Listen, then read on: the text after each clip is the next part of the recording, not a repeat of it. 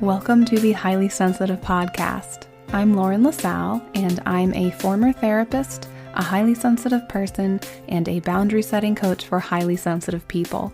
My hope for this podcast is to create a feeling of community, be a supportive place for HSPs, and normalize our experiences as highly sensitive people. Thank you so much for joining me, and let's begin. Welcome to the Highly Sensitive Podcast. I'm Lauren LaSalle, and I'm a boundary setting coach for highly sensitive people.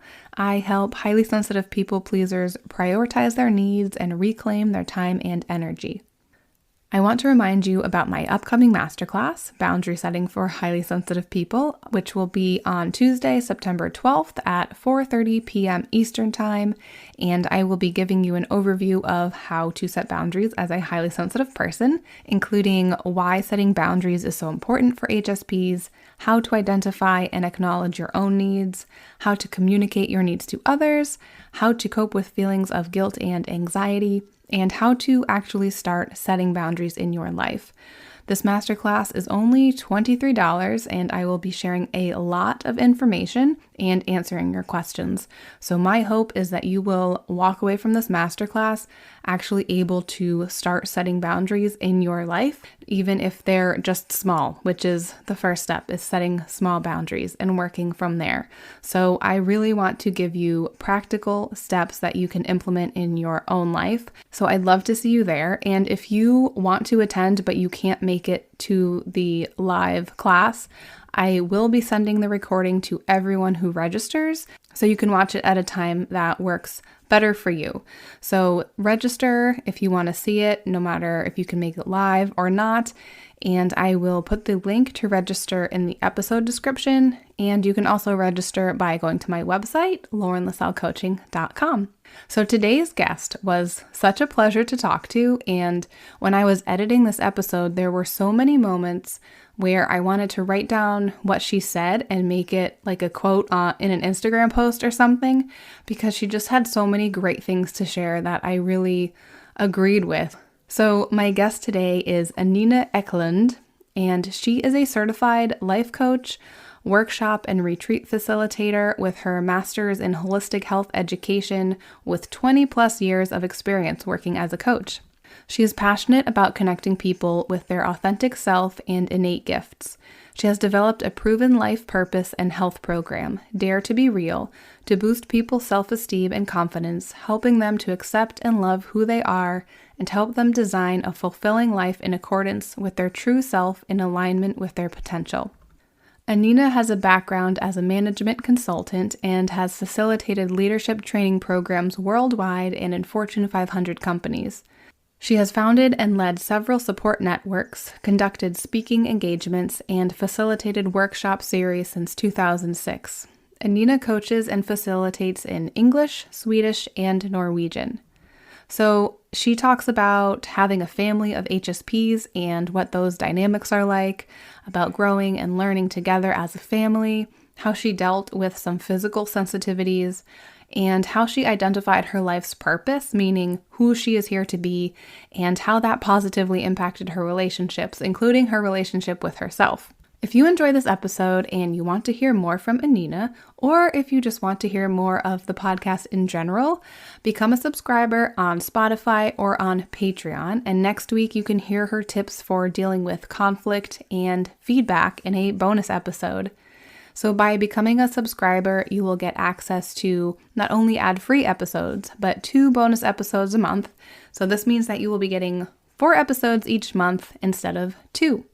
Becoming a subscriber only costs $5 a month, and I really, really appreciate the support. And either place you subscribe, you will get the same content. So if you're not listening on Spotify, subscribe on Patreon. You'll get the same thing either way, and I will put those links in the episode description.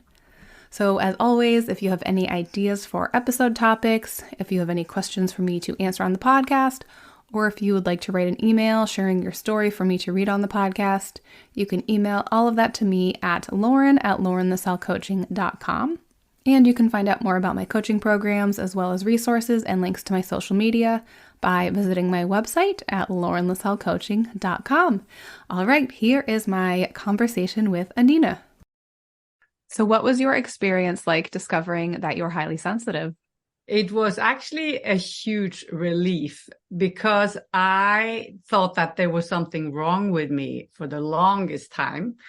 And understanding that my sensitivities are not that unique. You know, we are about 20% of the population, I think, that are highly sensitive.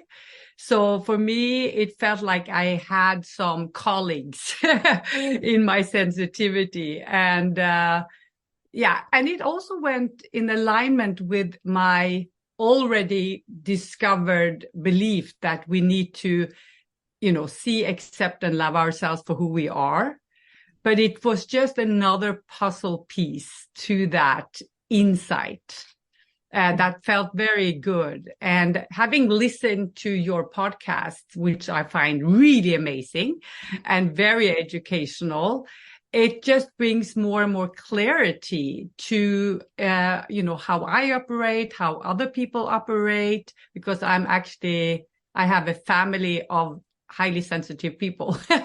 So, it has been very, very, very helpful and good. Oh, good. Do you remember how long ago it was that you discovered this? Well, the interesting thing is that I received a book in Norwegian, because I'm Norwegian, that talked about it, but I didn't connect and to that at all at the time. I didn't even think I read it, and so it was maybe just in the last maybe couple of years that that term and that I mean, I know it's not a diagnosis, but what do you call it? That description or that character trait, has really helped me understand myself much better. And that's nice that it helps you understand your family better too, and I'm sure help them understand themselves as well. Yes, for sure. So I have 2 daughters who are very introspective and wise beyond their age, I would say, because they have had a lot of challenges on different levels, and that brings about much more introspection. So when I told my eldest daughter, who's now 29, that I am highly sensitive, and she said, "What? I am highly sensitive. Are you highly sensitive?" So, because we are highly sensitive in very different ways, but I'm for sure I have I tick all the boxes. Mm-hmm. Well, that's nice. So do you find that learning about this, like as your family learns about this, how has that changed any dynamics maybe that you have? So,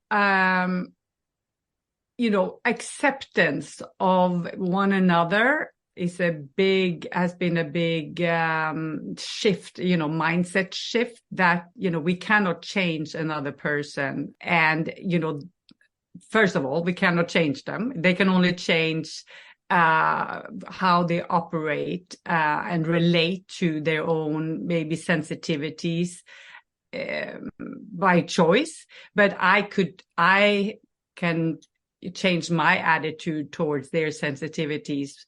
But in the beginning, it was a little hard for me to accept, that my husband, for example, was very sensitive to certain things, like he couldn't accept that we were arguing, the girls and I. And I think it is really important for us to argue sometimes and solve our own conflicts. Mm-hmm. But he would, because he's so sensitive to conflict, he would come and interject.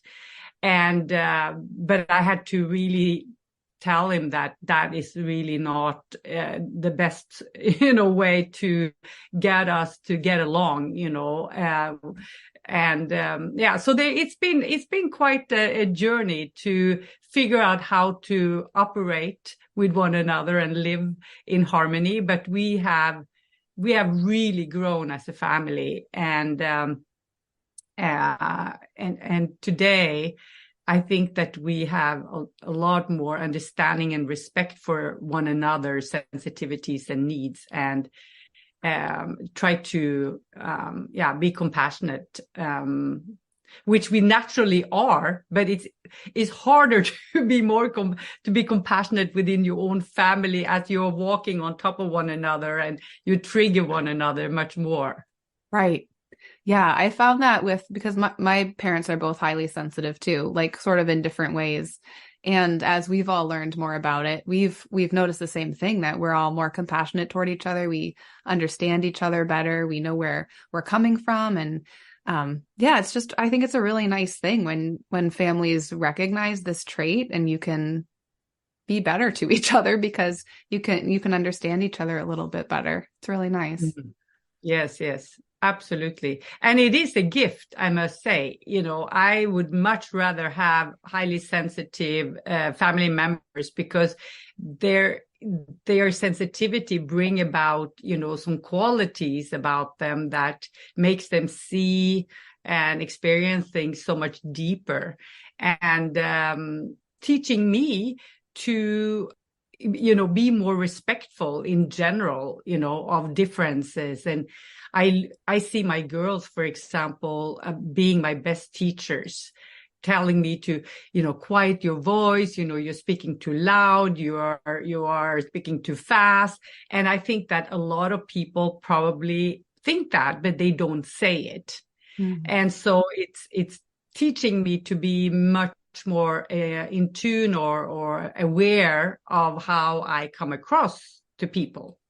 Right. And it's nice that you can take that feedback in too, and not feel defensive about it and say, oh, this is actually something that I need to work on. So I think that's a nice dynamic. Yes, it has not always been so easy. Mm-hmm. It all depends on how it is delivered, right? Right. Yeah. Yes. So, but, that is also something that we are trying to teach one another, that we need to give constructive feedback if we want to see a change, and also to have real deep conversations about childhood wounds or, traumas, or, maybe not traumas, but maybe even some traumatic experiences, that we talk through them so that they are not trigger points that causes a very strong emotional reaction. And so I have really invited the girls to share anything, all the mistakes that I've done in the past, so that they do not feel like they need to carry these wounds from the past. And I can apologize for not having been sensitive or attentive enough to their needs when they were younger, when they were not able to articulate what it is that they wanted and needed. Mm-hmm. That sounds like a wonderfully healing environment that you kind of set up there. So that's really nice. Yeah, no, it is. Thank you for saying that. For me, connection is my highest value.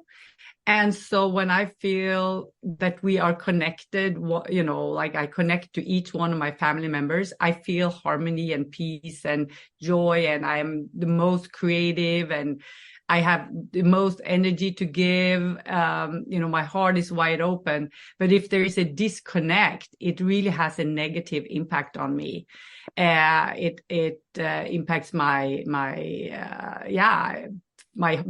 breathing. I feel, I feel a little anxious, because it's so important for me to witness my family members feeling seen and loved and appreciated and alive. This is what I'm all about, is to bring about love and aliveness. So if I have then caused something that has had a negative impact and prevented that sense of aliveness, I feel bad. Yeah. But sometimes it's not even me, sometimes it comes from them, they are unhappy about something. Yeah, but it does still have an impact on me, being very sensitive. I cannot just put that aside and just like continue doing something, Right. Yeah, that makes sense. So I know when we were emailing about what to talk about on the podcast, you said that you have had some situations that you've overcome in your past that have helped you become who you are today. So what do you have anything in particular that you wanted to talk about? I'm really interested to hear what you've been through. Yes, I've been through so many things. So yeah, so one of my sensitivities have been around food. You know, I was always very bloated, and I had so much stomach aches. And then when I became more in tune with my body, and I started to notice how certain foods did not, you know, I didn't digest them well. And I don't know where it all originated. It could be because I was growing up in an environment that was quite, a little hostile, you know, and I was having a lot of anxiety. So I stopped really breathing fully. And I think that had a really negative impact on my digestive system. And so, but still, you know, I had these digestive problems, and I didn't listen to my body when I, you know, ate. I just was so used to having pain. But then when I started paying more attention after I took my master's in holistic health education, I became much more attuned with like how the food impacted me. And then when I started excluding certain foods just to experiment, and all of a sudden it completely changed my life, you know, when I removed certain nutrients from my diet. And it had such an impact also on my mind, you know, and my emotions, because I was much more aligned and at peace with myself. So that is one example of the physical. But I also had a lot of like back problems from an early age. And I think that I was so sensitive to my environment, and my posture was so bad as a child, you know, to protect my heart. And so I started going to physical therapy already as a 12-year-old. And, you know, I had really serious problems in my early 20s with sciatic nerve problems. I couldn't sit for a very long time. And when I then got into yoga and meditation in my 20s, I was able to heal that by you know, opening up my heart and understanding that, you know, I think that there was a combination of several factors. Building my inner strength and understanding myself made me dare to be myself more, to show up as my real self, in combination with yoga and meditation, allowed me to really get rid of that physical ailment. So that is another example. And then on you know, human connection level, I used to be very critical and judgmental of myself. I was so consumed with my weaknesses and all my incompetencies, I would say. And this had, and you know, the more you focus on the negative, the more they show up in your life, right? Mm-hmm. And it really impacted my relationships. And I had a hard time connecting with people because I was so disconnected from myself. And one day when I was around 40 years old, I just woke up one day in such agony and pain, and I was crying. I felt like, you know, I'm struggling so much. I've been struggling for so many years. And I had promised myself as a 15-year-old to not walk in the footsteps of my mother, who was struggling a lot. But here I was, having struggled. And so I said to myself, I got to change. You know, my life have to change. And from that moment, you know, I felt like I was ready to do whatever it took. And I somehow connected with the universe. You know, I felt like I give up controlling or trying to control life. And then I got this kind of download of that I needed to identify my life purpose to and which I got this model that came to me, and where I was able to just see myself and understand myself much deeper. And from that moment on, and when I discovered my purpose, not in what I'm here to do, but who I'm here to be, I could show up with so much more power and energy and enthusiasm and joy. And, then all my relationship changed, because my relationship to myself changed. And so that was really, that was life transforming. And that journey has just been unbelievably empowering and a blessing. And that is what I'm passionate about sharing with others. Like, I love to help to discover people's purpose and heal their childhood wounds and see what's unique about them, and help them to really appreciate and love themselves for who they are. Wow. That's great. I'm glad you gave a couple different types of examples too, because I'm sure a lot of people listening are dealing with, physical pain, or just like you were saying, struggling with self-confidence, self-esteem. So I think a lot of people will be able to relate to that. Yeah, I hope so. Yeah. Yeah. Can you talk a little bit more about like the program that kind of came to you, and things that you did for yourself and how you help other people? Yes. So the program is where I either guide people in a group setting. I do like a workshop series, because I believe very much in the power of groups when we journey together and help to see one another and mirror one another and support one another in our personal growth work. It has such an impact. It really is more powerful, I would say, than one-to-one, even though, one-to-one is great as well. Groups are even more, more transformational.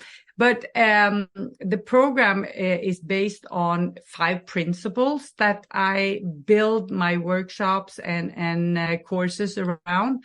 And I see every human being as a star, and that we are meant to kind of shine as the star that we are.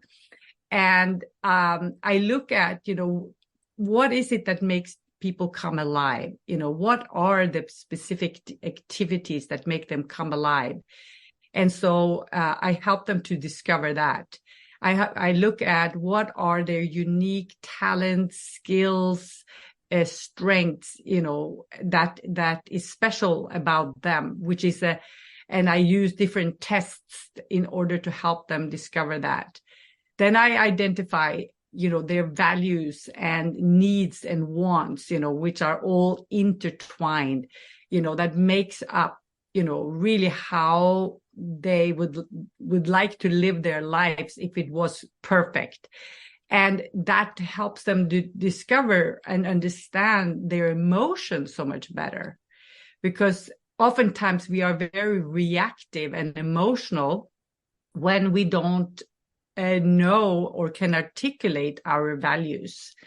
And after we know that, we can ask for what we need and want, and instead of being victimized or reactive to when we are not getting our needs met. Yeah. And then I look at our history, what we have experienced in our lives. We are all unique in that way, that we have different experiences, and those make up also who we are, and the strengths that we have. If we have overcome so much. Even the worst experiences can be transformed into a gift if we choose to heal the childhood wound or the wound that we have experienced, and find the strength in it. And then I finally look at our soul as energy. I learned like 20 years ago that we have a unique soul energy, and that there are 9 energy types, soul energy types. And by understanding our energy type, we can also understand more about our purpose. And so I kind of put all these things together in a little melting pot, and then I help each and every one to develop a life purpose statement, which becomes like a mantra, a reminder of who they are when they are the most compelling, when they, shine their light the most. And I encourage them to keep on just reminding themselves of who they are and show up as much as possible with all of who they are in the world, sharing their gifts and talents, living their values, engaging with what makes them come alive, and feel proud of their journey, and share their energy. So, and this is what I hope to see will be mainstream, in school systems as well, that children get to understand that they have a unique purpose. And so they are not going through that assembly line, which I feel like school system is maybe changing slowly a little bit, trying to see each child and their uniqueness. But still we are too disconnected from our gifts. As we grow up, unless we have parents or caretakers that really mirrors our qualities. Mm-hmm. That sounds like an amazing program. And I love that. I think in general, HSPs really want to help other people figure out who they are, live authentically as themselves, figure out what their gifts and their talents are. And maybe that's because for a lot of us, it took us a while to figure that out for ourselves and to feel confident with who we are. So I love that you're doing that and that you're supporting people in a group too. I think is, like you were saying, just extra helpful to have all of those people together. So that sounds like a wonderful program. Yes. Yeah, well, thank you. No, you are so right. It came out of my own pain, this is a fuel to help others, because I don't want people to suffer like I have suffered, and I think that there are so many people out there who are just floundering and feeling like, who am I? What do I want? What is my path? They're just roaming and living up in their minds. And when they get to know themselves fully, they know that, I'm an oak tree, or I'm a birch tree, or I'm a sunflower, metaphorically, I am this is who I am. And then they don't have to compare themselves or feel less than or better than, they are just who they are. And that's plenty. And from there on, they get plugged in and switched on, as I say, to do what they're meant to do in the world. Yeah, I think that makes such a difference too, when you do know yourself really well and you feel comfortable with who you are, or at least as comfortable as anyone can feel with who they are. And yes, like it inspired you to do this, to help people. And I found the same thing with myself once I felt like, oh, this is who I am and I'm good with that. And I want to be able to help other people feel this way. And then in turn, when the people that we help are feeling great about themselves, that, it's like a butterfly effect. It just, everybody can be the best version of themselves. And I think that's just such a wonderful thing. Yes, no, I love that you say that. And what difference has it made to you after you started this podcast, which is so warmly welcomed, I think, around the world? You have listeners from around the world, and it's really high quality, your interviews, I must say. But what difference has it made to you to run this show? Yeah, it's kind of a weird thing, because I don't get a lot of feedback about it. I don't get to connect with a lot of people who listen to it besides the people that I have on as guests. So I can see that the listens keep growing and the number of subscribers keeps growing. And so I think I must be doing something right. So I keep on doing it, and I'm just kind of assuming that people are getting a lot out of it because they keep on coming back and more people keep coming to it. So that's been really cool. I do wish I got to connect with more people though. And I love having guests on because then like I didn't know you'd listen to this so much, and that's wonderful. Like it adds an extra cool factor, I guess, to having you on Yes. here. Yeah.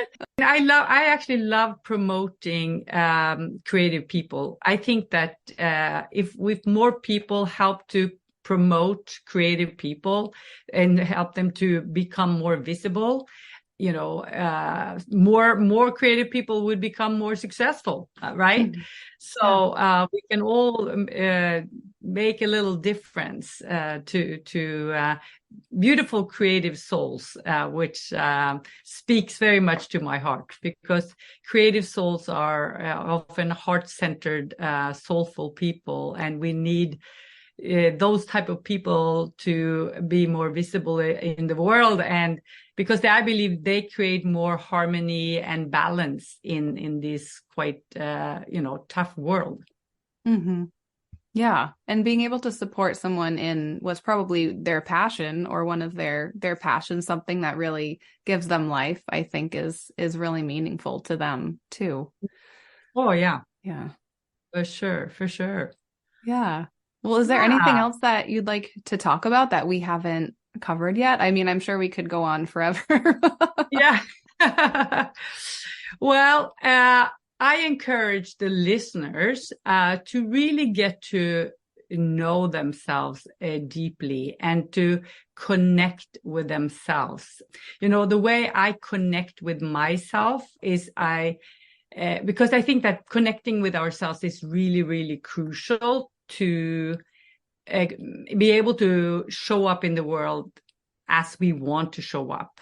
And I don't know about how it is for you, but I think for highly sensitive people, connecting with ourselves is so important, but we don't really know always how to. And to find out, when do you feel most aligned, most at peace with yourself? Yeah, most alive, most at peace, most connected to your heart, so that you can meet and greet the world the way you want to. And I find that, for example, with myself, that I journal right in the morning, and I, do some form of exercise, whether it's yoga or some kind of gym thing or biking or walking in nature, will help me to meet and greet the world from my center, where I kind of stand more in my power, rather than if I just kind of wake up and just meet and greet the world directly. And there's lots of noise that would throw me off the center. Because so this is something I really believe in and encourage people to. And also, I want to encourage people to be to dare to show up as their unique self, and try to identify their unique gifts that they have to offer in the world, and start sharing their energy and light in the world. So that's kind of like what I wish the audience here to incorporate more into their lives, to feel that their lives are richer and more balanced. So how can people connect with you? So they can connect with me. They can send me an email, which is my Anine at andNorwegian.com. Which sounds very like a mouthful. I'm under Instagram, also under Anenergy. So why the name Anenergy? Well, it's Anine with energy kind of combined, But I think that you will have that in the notes, right? Yes. And also my website is, and my first and last name, AnineEkelund.coach, is one of my websites. I have another one that is anenergy.com. But, if you'd like to talk to me and connect with me, send me an email, and I would love to chat. I love to connect with people. So, that's probably the best way to reach me. Great. Yeah. And I'll put all of those links and your email address in the episode description so people can just go right to there and not worry about spelling. Yeah, well, very good. Yes. My name is a bit unique, Anine, and pronounced Anine. Yes.